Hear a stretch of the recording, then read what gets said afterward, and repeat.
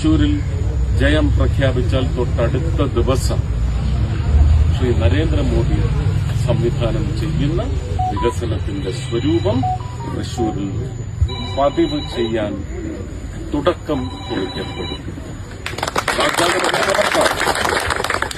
നേരിട്ടായിരിക്കും അദ്ദേഹം ശക്തൻ മാർക്കറ്റിനെ സംബന്ധിച്ചായാലും സ്വരാജ് ഗ്രൌണ്ടിനെ സംബന്ധിച്ചായാലും ശക്തൻ bus സ്റ്റാൻഡിനെ സംബന്ധിച്ചായാലും Thrissur railway station വികസനം ആരും മറക്കണ്ട. എയർപോർട്ടിന് സമാനമായ ഇനി അതൊരു 2 ലൈനൂടെ കൂട്ടാനുള്ള സൌകര്യം വന്നു കഴിഞ്ഞാൽ ഇനിയും അതിൽ കുറച്ച് കറക്ഷൻ വന്ന് കുറച്ചുകൂടി വികസിതമായ ഒരു റെയിൽവേ സ്റ്റേഷന് നമുക്ക് സാധ്യതയുണ്ട്. അത് മാർച്ച് മാസത്തോടുകൂടി തുടങ്ങും എന്നാണ് അവർ പറഞ്ഞിരിക്കുന്നത്. ഏപ്രിലിലെങ്കിലും വിഷുവിന് അതിന്റെ പണികൾ തുടങ്ങും. ഇപ്പോൾ അതിന്റെ ഫൈനൽ സർവേയും മാർക്കിംഗും നടക്കുകയാണ്.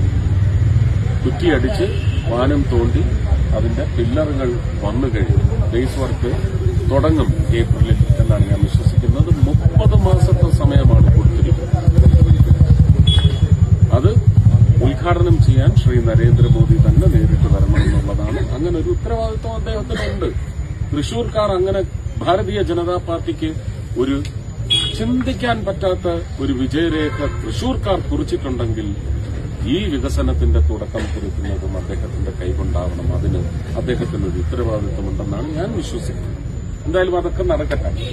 അപ്പോ കോർപ്പറേഷൻ BJP NDA സഖ്യം ഭരിക്കണം എന്നത് ഞങ്ങളുടെ പ്രാർത്ഥനയും അപേക്ഷയും നിങ്ങളുടെ നിശ്ചയവുമായി മാറണമെന്ന് മാത്രം അപേക്ഷിച്ചുകൊണ്ട് എല്ലാവർക്കും ഒരുപാട് സ്നേഹം. നന്ദി, നമസ്കാരം.